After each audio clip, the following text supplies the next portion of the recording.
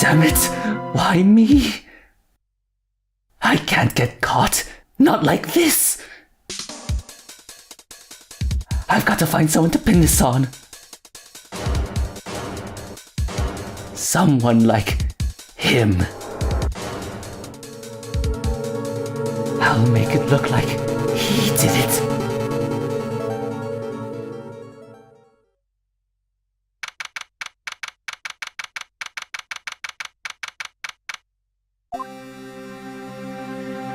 Boy, am I nervous. Right. Oh, hiya, Chief. Phew, I'm glad I made it on time. Well, I have to say, Phoenix, I'm impressed. Not everyone takes on a murder trial right off the bat like this. It says a lot about you, and your client as well. Thanks. Actually, it's because I owe him a favor. A favor? You mean you knew the defendant before the case?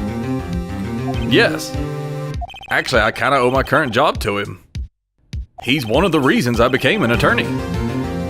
Well, that's news to me. I want to help him out any way I can. I just really want to help him.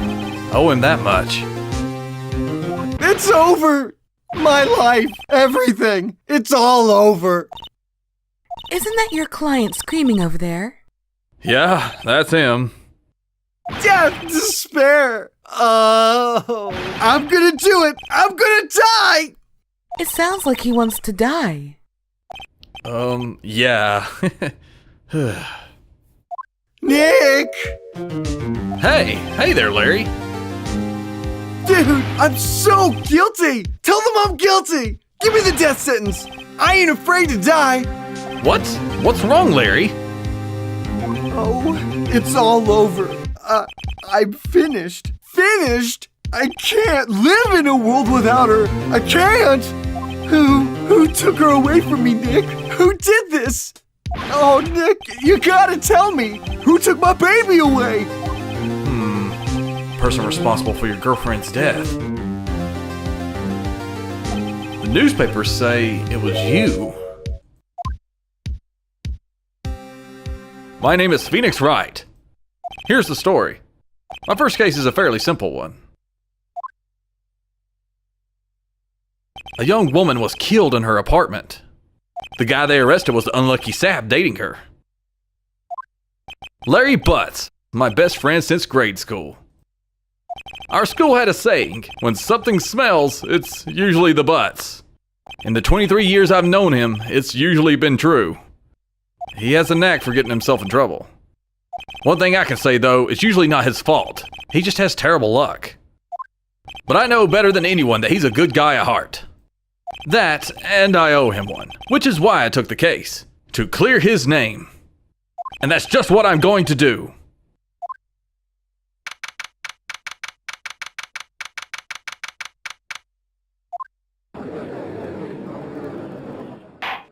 The court is now in session for the trial of Mr. Larry Butz.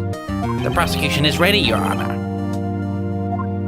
The defense is ready, Your Honor.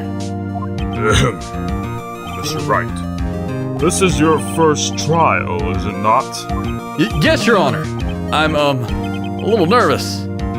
Your conduct during this trial will decide the fate of your client. Murder is a serious charge. For your client's sake, I hope you can control your nerves. Thank you, Your Honor.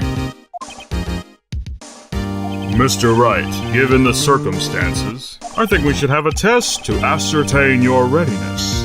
Yes, Your Honor. Oh, hand shaking. Eyesight fading.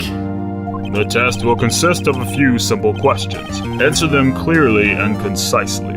Please state the name of the defendant in this case. The defendant? Well, that's Larry Butz, Your Honor. Correct. Just keep your wits about you and you'll be fine. Next question.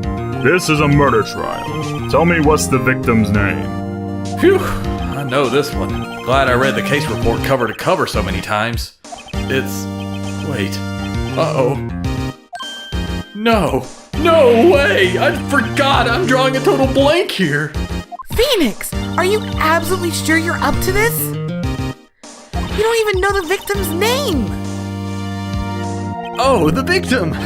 Of course, I know the victim's name. I, just forgot. Temporarily. I think I feel a migraine coming on. Look, the defendant's name is listed in the court record. Just touch the court record button to check it at any time, okay? Remember to check it often. Do it for me, please. I'm begging you. Let's hear your answer. Who is the victim in this case?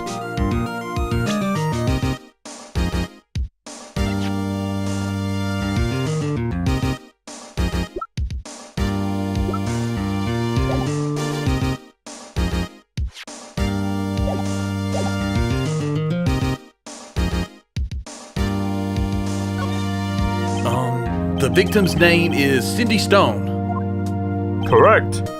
Now, tell me, what was the cause of death? She died because she was...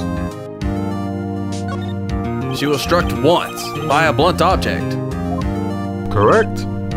You've answered all my questions. I see no reason why we shouldn't proceed. You seem much more relaxed, Mr. Wright. Good for you. Thank you, Your Honor.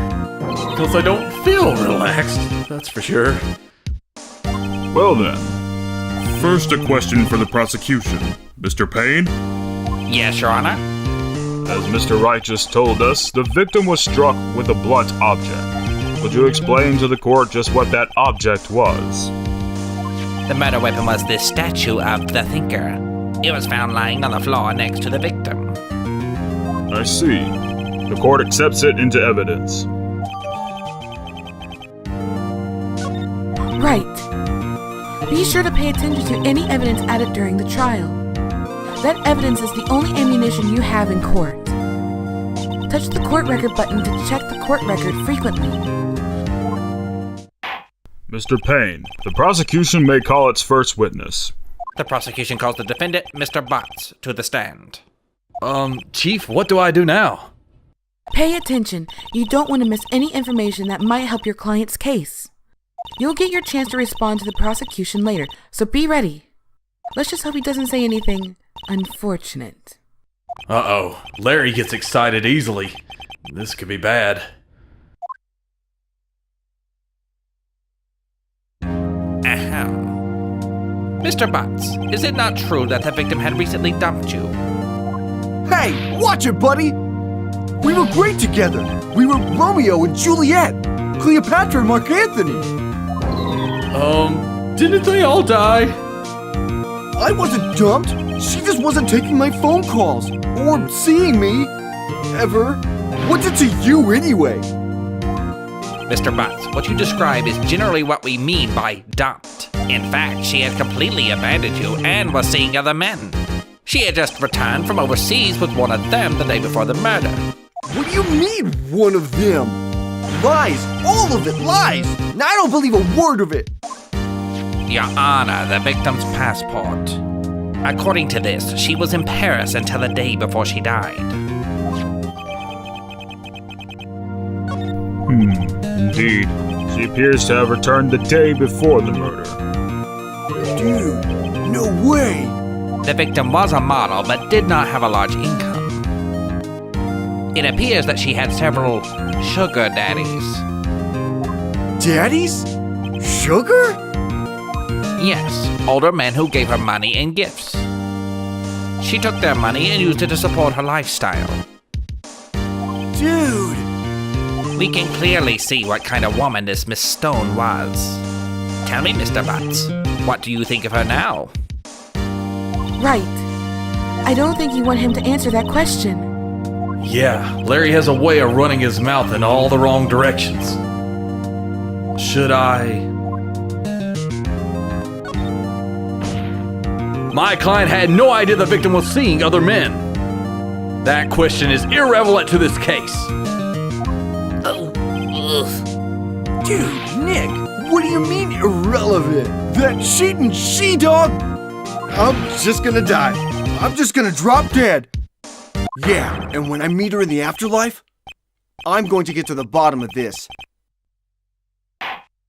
Let's continue with the trial, shall we? I believe the accused motive is clear to everyone. Yes, quite. Oh boy, this is so not looking good. Next question. You went to the victim's apartment on the day of the murder, did you not? Well, did you or did you not? Well, maybe I did, and maybe I didn't. Uh-oh, he went. What do I do? I know, I'll send him a signal. Tell the truth. Yeah, I was there. I went. Order! Well, Mr. Butts, Dude, chill. She wasn't home, man. So, I didn't see her. Your Honor, the defendant is lying. lying?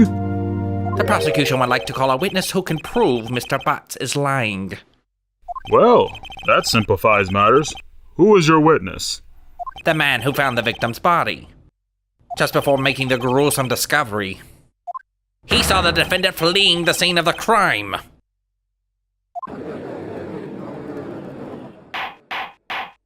Order! Order in the court! Mr. Payne, the prosecution may call its witness. Yes, Your Honor. This is bad. On the day of the murder, my witness was selling newspapers at the victim's building. Please bring Mr. Frank Sawhit to the stand.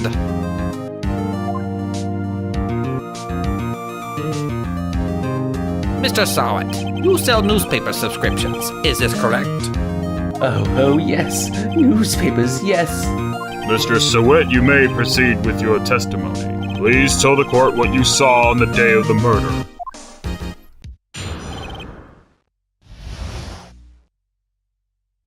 I was going door to door selling subscriptions when I saw a man fleeing an apartment.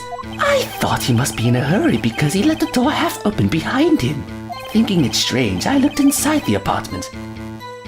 Then I saw her lying there, a woman, not moving, dead. I quailed in fright and found myself unable to go inside. I thought to call the police immediately. However, the phone in her apartment wasn't working. I went to a nearby park and found a public phone. I remember the time exactly. It was 1 p.m. The man who ran was, without a doubt, the defendant sitting right over there.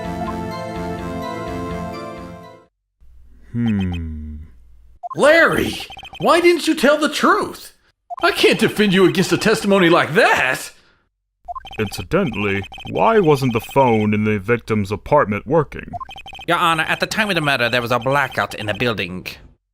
Aren't phones supposed to work during a blackout? Yes, Your Honor. However, some cordless phones do not function normally. The phone that Mr. Sawhit used was one of those. Your Honor, I have a record of the blackout for your perusal.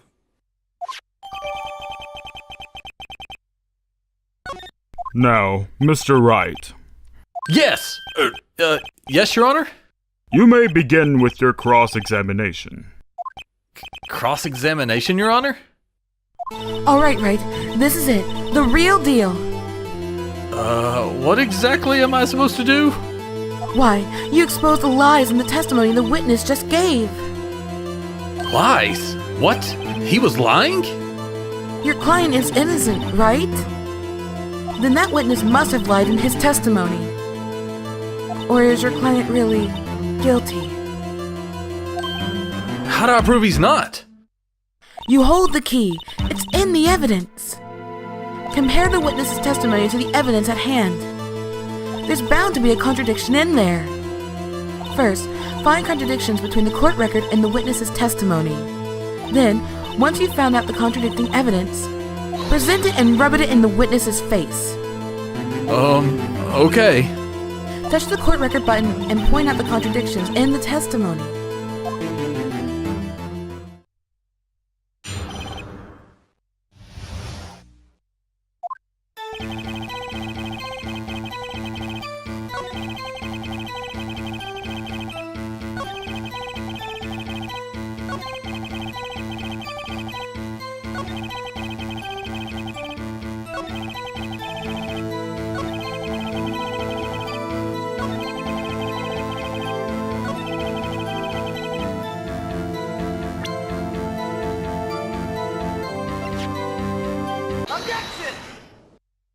You found the body at 1 p.m., you're sure? Yes, it was 1 p.m. for certain. Frankly, I find that hard to believe. Your statement directly contradicts the autopsy report. The autopsy notes the time of death as sometime after 4 p.m. There was no body to find at 1 p.m. How do you explain this 3-hour gap? Oh, that. This is trivial. The witness merely forgot the time. After his testimony, I find that hard to believe. Mr. Sawhit, why were you so certain that you found the body at 1 p.m.? Gee, that's a really good question. Great job, Wright. Way to put him on the spot. That's all you have to do. Point out contradictions. Lies always beget more lies. See through one, and their whole story falls apart. Wait, I remember now. Would you care to give your testimony again?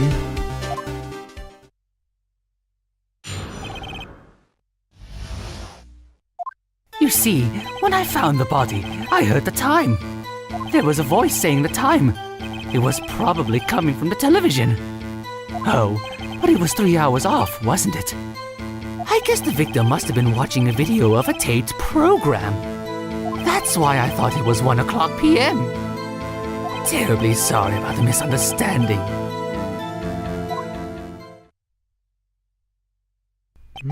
I see. You heard a voice saying the time on a taped program.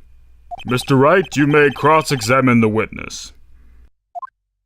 Right. You know what to do. I've got this one.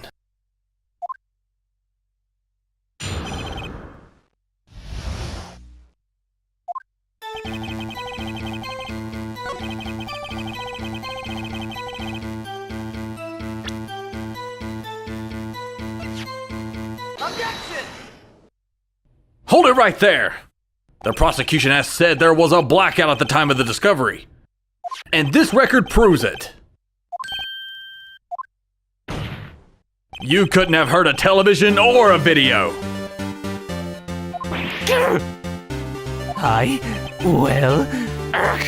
The defense has a point. Do you have an explanation for this, Mr. Sawhit? No, I find it quite puzzling myself. Quite! Wait, I remember now. Mr. Sawhit, the court will prefer to hear an accurate testimony from the very beginning. These constant corrections are harming your credibility. That and you seem rather distraught. My apologies, Your Honor. It must have been the shock of finding the body. Very well, Mr. Sawhit. Let's hear your testimony once more, please.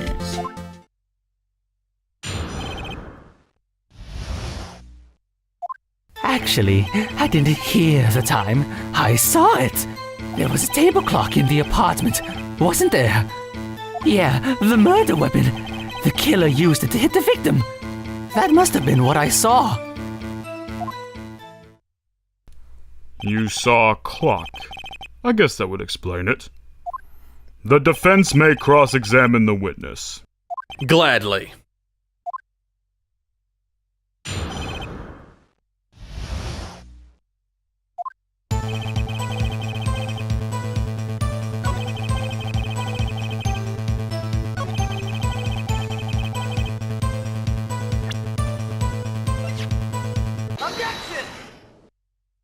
Wait just a moment! The murder weapon wasn't a clock.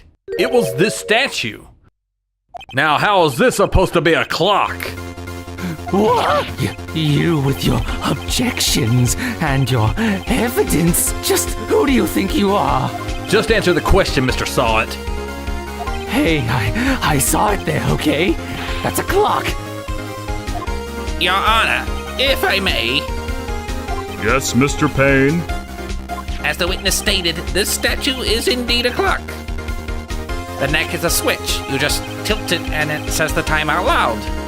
As it doesn't look like a clock, I submitted it as a statue. My apologies. I see. So the murder weapon was a table clock after all. Well, Mr. Wright, it appears that the witness's testimony was correct. This is a clock. Do you have any problems with his testimony now? Your Honor, there's a gaping hole in the witness's testimony. The only way he could have known the weapon was a clock is to hold it in his hand. Yet the witness testified that he never entered the apartment. Clearly a contradiction. Indeed. The witness knew it was a clock because he... You're lying! You were inside the apartment on the day of the murder! Oh yeah? Prove it! Prove I went in there. I'll do better than that. I can prove you were the one who killed her. You struck her with a clock, and the shock of the blow triggered the clock's voice. That was the sound you heard. Order in the court! Intriguing. Please continue, Mr. Wright. Yes, Your Honor. Mr. Sawhit, the sound must have left quite an impression on you. Understandable, since the murder weapon spoke just as you hit the victim. That voice was burned into your mind. That's why you were so certain about the time. What's the meaning of this? This is all baseless conjecture. Baseless? Just look at the witness's face. Would the witness care to elaborate? Did you strike the victim with the clock?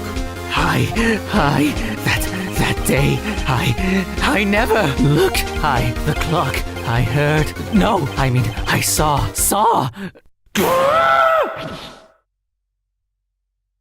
Shut up. I hate you. It was him, I tell you. I saw him.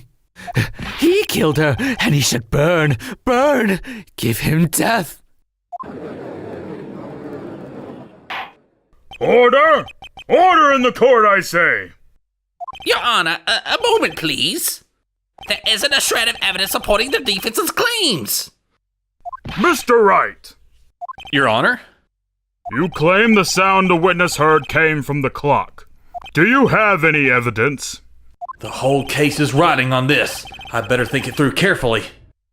Yes, Your Honor. The sound Mr. Sawhit heard was definitely this clock. A fact which is clear if you simply... Let's sound the clock now, here in this court. Your Honor, may I have the clock?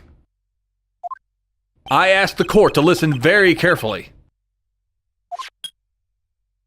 I think it's 8:25. That certainly is a strange way to announce the time. Well, he is the thinker after all. So we've heard the clock. What are your conclusions, Mr. Wright? Mr. Payne, can you tell me what time it is now? It's 11:25. As you can see, this clock is exactly 3 hours slow. Precisely the discrepancy between what Mr. Sawhit heard and the actual time of death. So, Mr. Sawhit, try to talk your way out of this one.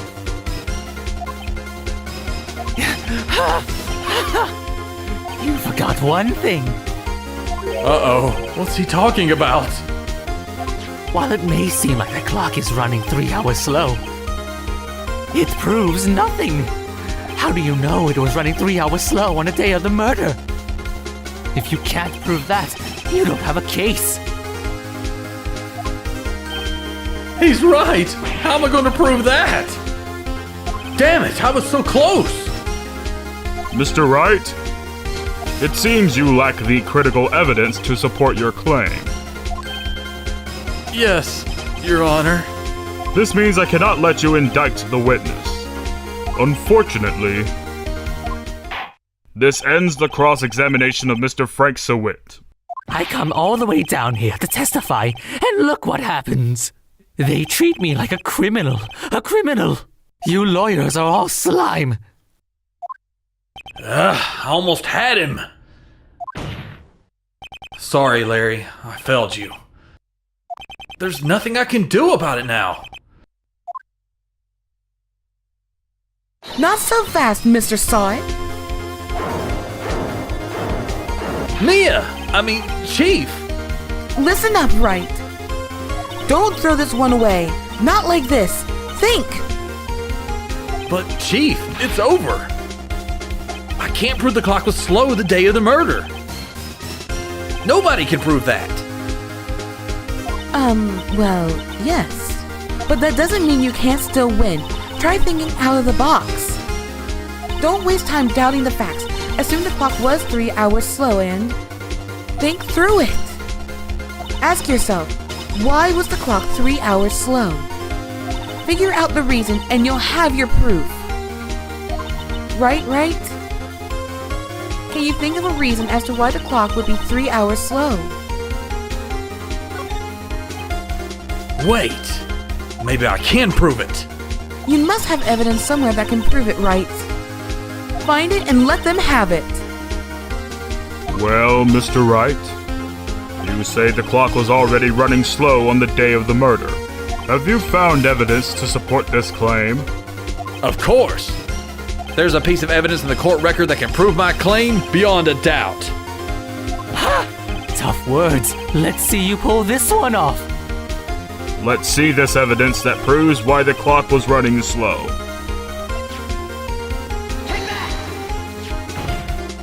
The victim had just returned home from abroad the day before the murder. As we all know, the time difference between here and Paris is 9 hours. When it's 4 p.m. here, it's 1 a.m. the next day there. The clock wasn't 3 hours slow, it was 9 hours fast. The victim hadn't reset her clock since returning home. That's why the time you heard when you struck her dead in her apartment was wrong. Proof enough for you, Mr. Sawhit? Or should I say, Mr. Did It?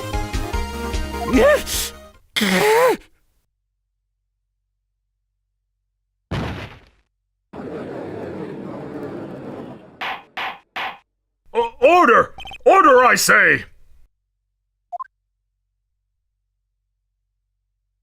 Well, this case has certainly turned out differently than we all expected. Mr. Payne, your client? He was arrested, has been taken away, Your Honor. Very well. Mr. Wright. Yes, Your Honor. I have to say, I'm impressed. I don't think I've ever seen someone complete a defense so quickly, and find the true culprit at the same time. Thank you, Your Honor. At this point, this is only a formality, but this court finds the defendant, Mr. Larry Butz, not guilty.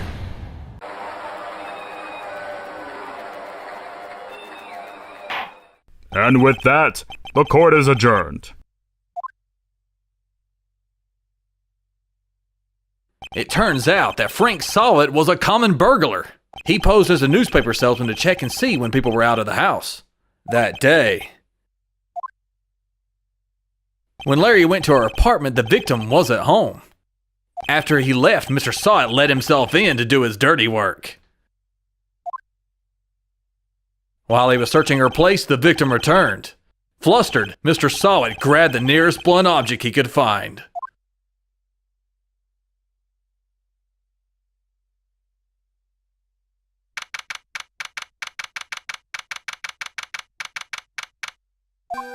Whew, still can't believe we won! Right. Good job in there. Congratulations. Thanks, Chief. Owe it all to you. Not at all, not at all. You fought your own battles in there.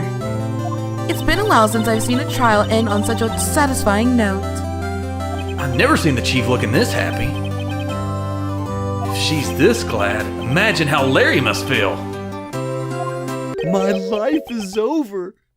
Larry, you're supposed to be happy. What's wrong now? Oh, Nick. Don't worry about me. I'll be dead and gone soon. Good. Wait, no, I mean bad. Larry, you're innocent. The case is closed. But my Cindy Windy's gone, man. Gone forever. Larry, she was a... Nah, never mind. Congratulations, Harry. Harry? Yes, you. I can practically see the headlines now. Harry Butts, innocent. Thanks. I really owe you one. I won't forget this, ever. Let's celebrate. Dinner, movie, my treat. Oh no, I couldn't. Hey, I was the one who got you off the hook. Oh, hey! Here, take this. It's a present. A present? For me? Wait, wasn't this the evidence that... Actually, I made this clock for her. I made one for her and one for me. Really? You made this? Well, thank you. I'll keep it as a memento. Yo, Nick, can you believe it? I was so into that chick, and she was just playing me for a fool. Don't that make you want to just cry? Larry. Are you so sure? Excuse me? I think she thought quite a lot of you in her own way. Nah, you don't have to sympathize with me. It's okay. Oh, I'm not just sympathizing, really. Isn't that right? Don't you have something to show your friend? Something that proves how she felt about him. Huh? Oh, yeah, right. What the heck is she talking about?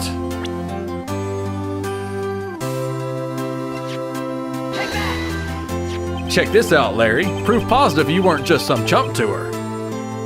Huh? Where'd you get that clock? This is the clock you made for her, Larry. She took it with her when she traveled. She probably just needed a clock, that's all. You think so? It's a pretty heavy clock to take traveling. Well, make of it what you will. Hey, Nick. I'm glad I asked you to be my lawyer. Really, I am. Thanks. Hope that made him feel a little better. Right. I hope you see the importance of evidence now. Also, hopefully you realize things change depending on how you look at them. People, too. We never really know if our clients are guilty or innocent. All we can do is believe in them.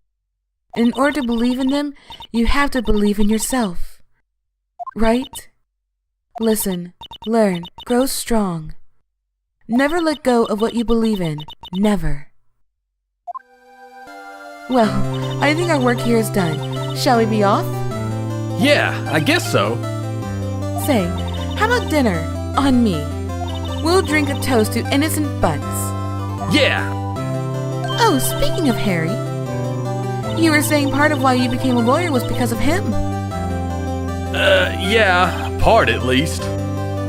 You'll have to tell me more about it sometime. Maybe over drinks? And so my first trial came to a close. Larry slapped me on the back and said, "Gee, Nick, it's good to have friends." But I'm pretty sure he's not going to pay me, unless you count the clock he gave Mia. I didn't know it then, but that clock was soon going to be at the center of another incident. And my promise to tell Chief about me and Larry would be one promise that I wouldn't be able to keep.